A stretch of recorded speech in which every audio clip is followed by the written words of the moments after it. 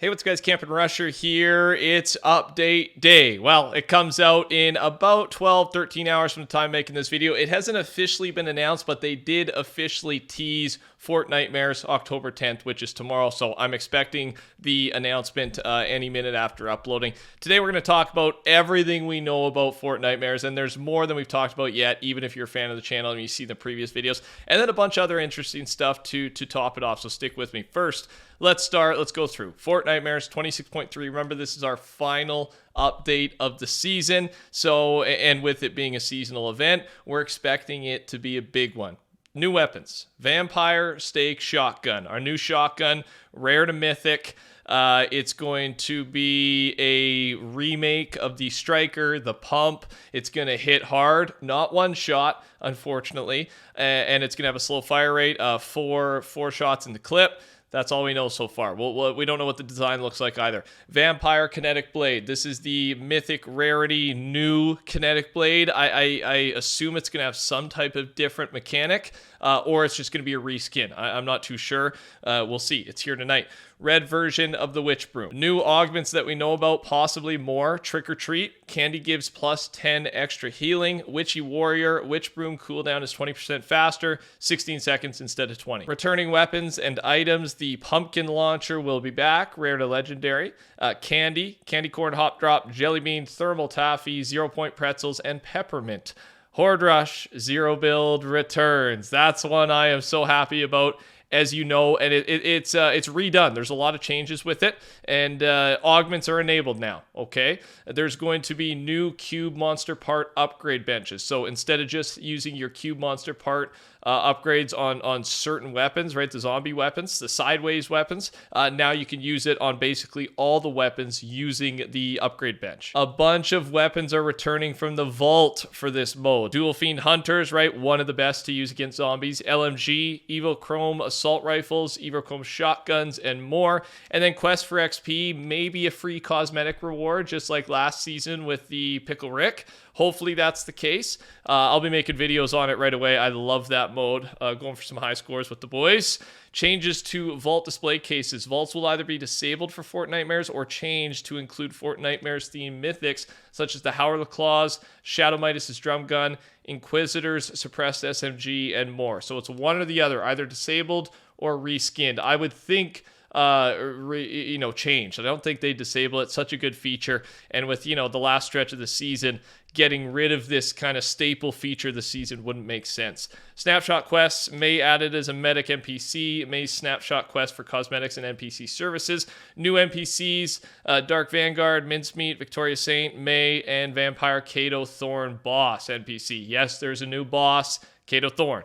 Vaulted content, Ahsoka Tano holograms, Jedi training lightsaber, force abilities, and then miscellaneous final weekly quests, new encrypted files, new cosmetics, right? We also think we're going to, of course, learn about the build up to season 5 or whatever this mini shortened season is. Some type of answer. And then, where's the storyline going? Is Jones making a return? I'm hoping with it being the last update of the season, we're going to get a few of the pieces tonight. So I'm excited. Subscribe, turn your noties on. It's going to be a big one. Thanks to Fire Monkey for summing all of that up. Possible survey characters that will come to the game.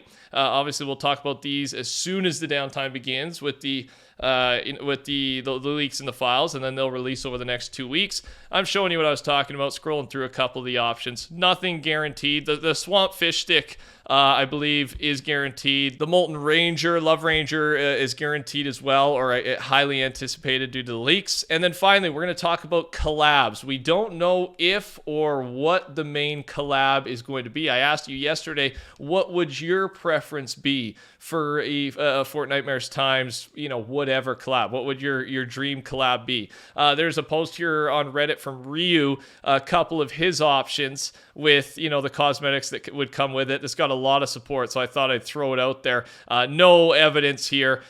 just, something to talk about. I believe Death Note, Doom Retro, and then I don't know Fire and Ice, to be honest, but it's all there, and I'm sure many of you do know. Of course, the biggest one that everyone's talking about is FNAF, Five Nights at Freddy's. Will it happen? There's no evidence it will. Do we hope so? Yes. The hype around it is unreal. There's a couple concepts that have been drawn up here by Josh, and then another post of what it could look like, in the locker. So we'll see. I'm hoping. I really am. But at this point, you'd think they would hype it up a little bit if they had this big of a collab on their hands. But maybe they're going for just a full-on surprise. Okay, so that's Fortnitemares.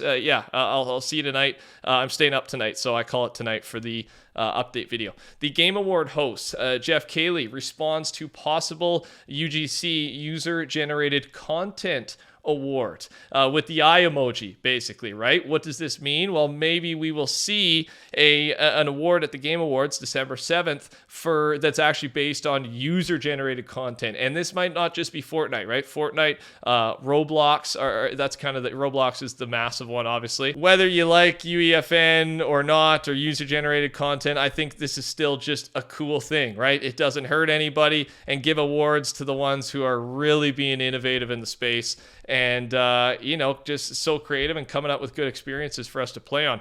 Here are all the reasons. There's an upcoming update for creative that you're going to like. These are all the reasons you can now or will be able to report an experience, a creative map for. The island, the creator's name, description, a featured image being inappropriate, social links on the map, and then just reporting the creator in general. There's probably going to be more that comes with it. There's some issues. The last one we saw is the most popular UEFN map for about a day was a map that somehow the creator glitched in all these vaulted items, like Save the World items, Zapatron, and it was, it had like 20,000 players on. Obviously they took it down, but I think with a reporting feature, this is going to happen quicker, right? Epic having more help to basically moderate the space. Don't get mad at me for this, but Donald Mustard, the chief creative officer at Epic Games, has posted another tweet, and I gotta say, this might be the first one that actually doesn't mean anything, right? It's gonna feel weird though. Why do you think I'm doing it today?